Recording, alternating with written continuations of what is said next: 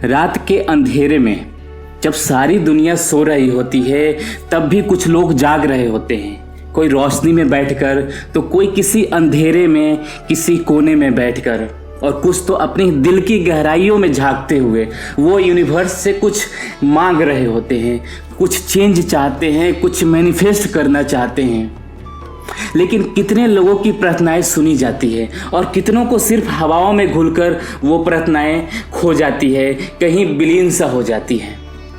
अगर प्रार्थना सिर्फ शब्दों तक सीमित होती तो दुनिया के हर इंसान की हर मुरादें पूरी हो जाती, लेकिन ऐसा क्यों नहीं होता? क्यों कुछ लोग जो मांगते हैं वही पाते हैं और कुछ लोग जो सालों तक उसी चीज़ के लिए तड़पते रहते हैं? क्योंकि इसका कारण है क्योंकि यूनिवर्स शब्दों से नहीं, एनर्जी से सुनता है। यूनिवर्स के पास कोई इंसानी भाषा नहीं है। वो ना हिंदी समझता है, ना अंग्रेजी समझता है, ना संस्कृत समझता है, ना अरबी समझता है या ना कोई और भाषा समझता है। वो सिर्फ एक चीज़ समझता है, वाइब्रेशन। और जब आपकी प्रार्थना में वो एनर्जी आ जाती है, वो फ्रीक्वेंसी आ जाती है, तो यूनिवर्स के पास कोई ऑप्शन नहीं बचता, उसे सुनना ही पड़ता है। आज की इस वीडियो में मैं आपको वो रहस्य बताने वाला हूँ जो कोई नहीं बताता। कैसे प्रार्थना को सिर्फ एक रिक्वेस्ट नहीं बल्कि एक कॉस्मिक ऑर्डर बनाया जाए, कैसे अपने इंटरनल वॉइस को इतनी स्ट्रॉन्ग किया जाए कि यूनिवर्स ना चाह कर भी सुनने पर मजबूर हो जाए। कमेंट में मुझे बताइए, क्या आपने कभी ऐसा महसूस किया है कि आपकी कोई प्रार्थना सच में सुनी गई हो, और अगर हाँ तो कौन सा पल था? जब आप यूनिवर्स से कुछ मांगते हैं, जब यूनिवर्स से कुछ आप मांगते हैं तो आप उसे किस तरह से कहते हैं, किस तरह से आपको मांगते हैं आप उनसे? भगवान प्लीज़ मुझे दे दो, या यूनिवर्स मुझे ये चाहिए, अगर ऐसा हो जाए तो मैं बहुत खुश रहूँगा। यही सबसे बड़ी गलती है।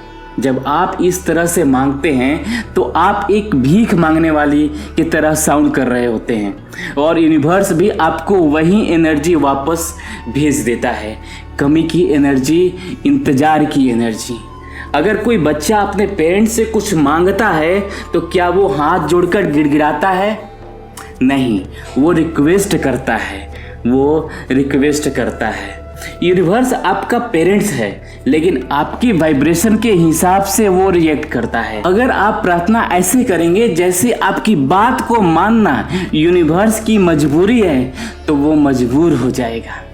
इसलिए जब आप प्रार्थना करें तो उसमें ये 3 चीज़ें होना बहुत ही ज़्यादा जरूरी है। पहला, एब्सोल्यूट फेथ।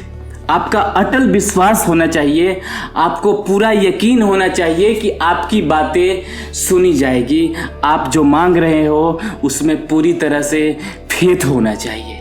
दूसरा, ग्रैटिट्यूड। जैसे आपकी प्रार्थना पहले ही पूरी हो चुकी है, थैंक यू यूनिवर्स, जो मैंने मांगा वो मुझे मिल चुका है। तीसरा, क्लियरिटी एंड स्पेसिफाई। मतलब साफ और स्पष्ट इरादा आपका, इंटेंशन आपका होना चाहिए। आपको पता होना चाहिए कि आप क्या चाहते हैं। यूनिवर्स मुझे पैसा चाहिए तो कितना पैसा चाहिए, नौकरी चाहिए तो कैसा नौकरी चाहिए, क्या क्या चीज़ें चाहिए, ये सारी चीज़ें आपको मांगने हैं। जैसे ही आपकी प्रार्थना में ये तीनों चीज़ आ जाती है, यूनिवर्स आपकी एनर्जी फील्ड के साथ अलाइन हो जाता है, और यहीं से शुरू होता है मैनिफेस्टेशन का असली खेल। कमेंट में मुझे बताइए, आपने अभी तक किस चीज़ों के लिए प्रार्थना की है और क्या आपने उस एब्सोल्यूट फेथ के साथ मांगा था? मुझे कमेंट करके ज़रूर बताइए। अब सवाल यह है कि यूनिवर्स आपकी प्रार्थना को सुने, इसके लिए आपको अपनी एनर्जी को कैसे अलाइन करना होगा।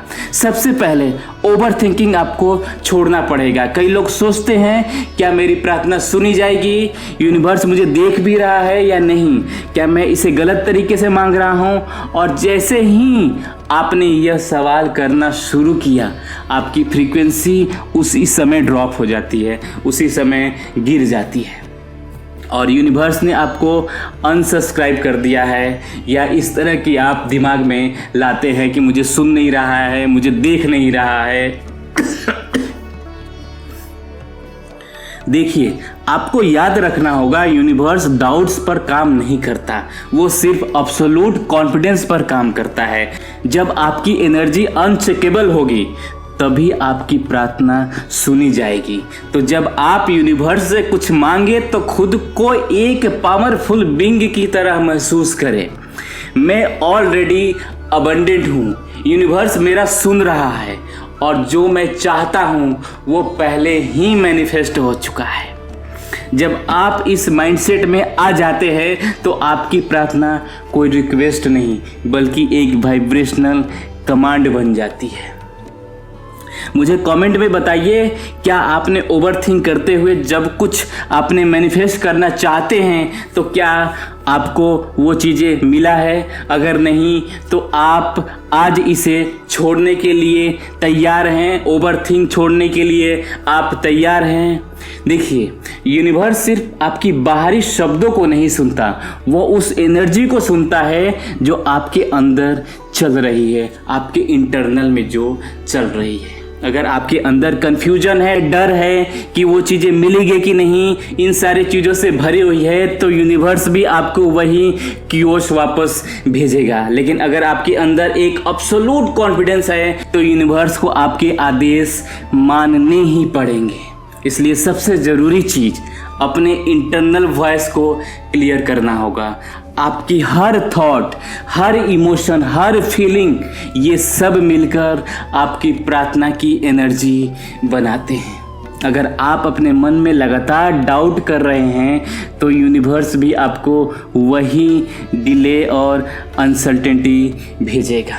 जब आप प्रार्थना करें तो अपने माइंड को इस तरह ट्रेन करें, मेरी आवाज़ सुनी जा रही है, जो मैं चाहता हूँ वह मेरे पास आ चुकी है। यूनिवर्स मुझे इग्नोर नहीं करता क्योंकि मैं अपने पावर को, मैं अपने पोटेंशियल को जानता हूँ, पहचानता हूँ मैं। अब यूनिवर्स के पास कोई रास्ता नहीं बचा। जब आपकी प्रार्थना सिर्फ शब्दों की नहीं बल्कि एनर्जी की भाषा में होगी तो यूनिवर्स को सुनना ही पड़ेगा, आपको सुनना पड़ेगा। जो भी आप चाहते हैं वो पहले ही आपके लिए तैयार है, बस आपको अपनी फ्रीक्वेंसी को उस स्तर पर ले जाना है जहां यूनिवर्स और आपकी एनर्जी एक ही लय में धड़के। कोई संदेह नहीं, कोई डर नहीं, सिर्फ अटूट विश्वास हो। याद रखिए, आपकी प्रार्थना कोई गुजारिश नहीं है बल्कि एक कॉस्मिक ऑर्डर है। जब आप एब्सोल्यूट फेथ के साथ यूनिवर्स से बात करेंगे तो मैनिफेस्टेशन कोई चमत्कार नहीं बल्कि एक यूनिवर्सल लॉ बन जाएगा। अब सवाल सिर्फ इतना है, क्या आप अपनी एनर्जी को उस स्तर तक ले जाने के लिए आप तैयार हैं? क्या आप तैयार हैं उस एनर्जी को वहां तक, हायर लेवल तक ले जाने के लिए? कमेंट में मुझे बताइए, आज के बाद आपकी प्रार्थना में सबसे बड़ी बदलाव क्या होगी? जब आपकी आवाज़ अंदर से इतनी गहरी और शक्तिशाली होगी कि ब्रह्मांड को सुनना ही पड़ेगा, तब मैनिफेस्टेशन कोई विकल्प नहीं बल्कि एक अनिवार्यता बन जाती है। यूनिवर्स शब्दों से नहीं, एनर्जी से सुनता है। जब आप अपनी प्रार्थना को एक कॉस्मिक ऑर्डर बना देते हैं तो यूनिवर्स को उससे मानना ही पड़ेगा। अगर आपको आज की वीडियो अच्छी लगी है तो आप इस वीडियो को लाइक कर सकते हैं, चैनल को सब्सक्राइब कीजिए ऐसे ही वीडियो देखने के लिए, और कमेंट्स में जो मैंने आपको बताया उसे प्लीज़ आप ज़रूर इसका कमेंट में रिप्लाई कीजिए। मिलते हैं एक नई वीडियो में, एक नई एनर्जी के साथ, एक नई वाइब्रेशन के साथ, एक नई प्रार्थना के साथ। तब तक खुश रहिए, अपने लोगों के साथ रहिए, हाई वाइब्रेशन में रहिए। नमस्कार।